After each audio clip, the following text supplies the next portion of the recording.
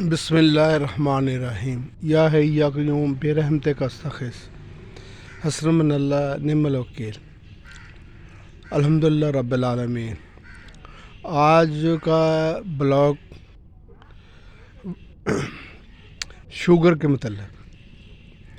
ना तो हम हकीम हैं ना डॉक्टर, यानी हम लोगों ने बहुत रामतलबी इख्तियार की, टीवी देखा, खाना खाया और ना को घूमना, ना एक्सरसाइज, ना कुछ।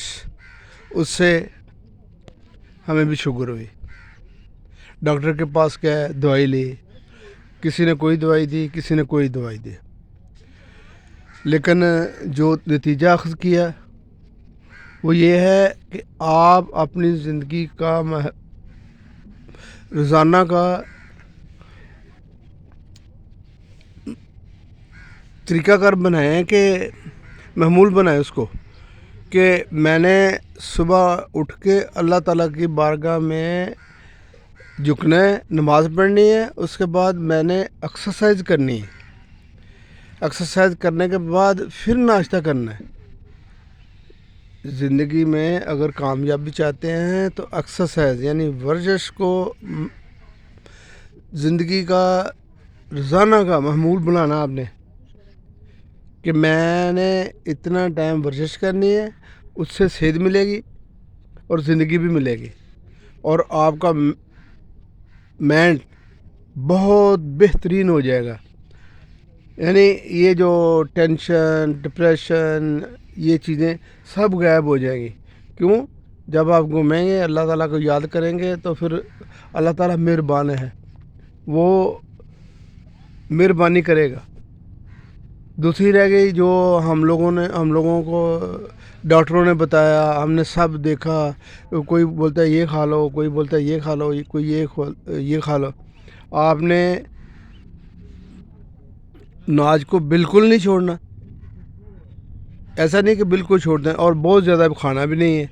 आप रोटी का एक फुल्का बनाएं और आग के ऊपर सेकें, जब वो फूल जाए उसका जो ऊपर का हिस्सा है सिर्फ वो आपने वही खाना है।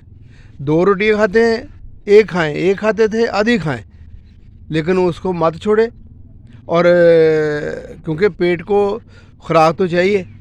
आप उबली हुई चीज़ें, यानी जो क्या नाम है, आप खाना बनाते हैं तो उसको घी मत इस्तेमाल करें। सरसों का तेल हमारे लिए अल्लाह ताला ने नेमत बनाई हुई, यहाँ के हालात के मुताबिक इतना अच्छा है कि वो उसके खूबियाँ बयान करना ही मुश्किल है। आप सरसों का तेल इस्तेमाल करें, वो जमता ही नहीं, वो आपके जिस्म में जमेगा नहीं। लेकिन जो अगर दूसरी चीज़ इस्तेमाल करेंगे तो वो ज़ाहिर है जमेगा। जब जमेगा, खून की नालियाँ ब्लॉक होंगी, जब ब्लॉक होंगी तो फिर मसाइल पैदा होंगे, फिर वो ब्लड प्रेशर भी होगा और शुगर भी, और ये जितने बीमारियों का गढ़ बनेगा। एक्सरसाइज करेंगे तो जो पहले आप लोगों ने खाया हुआ कोलेस्ट्रॉल अगर ज़्यादा है तो एक्सरसाइज करेंगे तो वो चर्बी पिघल जाएगी। लेकिन खुदा के लिए आप अमरूद खाएं, आप हरे वाले सेब ज़्यादा नहीं, एक आधा हरे वाला सेब खाएं, केला एक आधा, एक, अब पहली बात है कि आधा खाएं। अगर फिर भी भूख है तो फिर आप पूरा खाएं। हाँ, एक बात है, आप बादाम लाएं, वो जितने मर्ज़ी आप खाएं, उसमें आपके लिए राहत ही राहत है। काजू खाएं, अखरोट खाएं, अपनी खुराक को बेहतर करें। वो बंद गोभी है वो लाएं, वो खाएं, यानी पेट को भरना है ना, वो तो भूख तो लगेगी, ज़ाहिर है। अल्लाह ताला ने जब खाने के लिए निज़ाम बनाया तो उसको तो फिर खाना है। आप गोश्त लाएं, प्रोटीन है वो भी ज़रूरी है, उसको स्टीम करें। मछली लाएं, उसको स्टीम करें, खाएं, लेकिन वो भी बहुत ज़्यादा नहीं खाने, मुनासिब। और हमने जो नतीजा अख़ज़ किया है वो यही है कि शुगर के लिए वो दवाएं ज़्यादा नहीं। ये देखें, बड़ी इलायची है वो खाएं, वो पनीर रोटी है उसका कावा बनाएं, اس کے علاوہ کلونجی اور میتھی دانہ ہے اس کا کعوہ بنائیں. انڈے کھائیں جتنے جی چاہے, وہ منع نہیں ہے. ابلے ہوئے کھائیں یا آپ آملیٹ بنا کے کھائیں تو آپ کی مرضی پہ ہے. لیکن یہ اپنے جو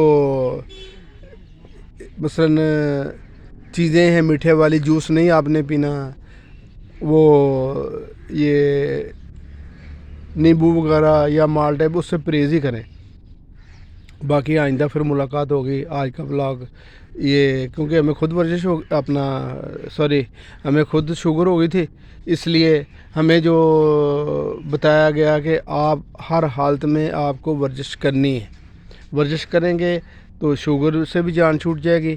پھر کھانا خوراک کا خیال رکھیں گے تو انشاءاللہ آپ کا پھر وہی تندرستی انشاءاللہ مل جائے گی آپ کو.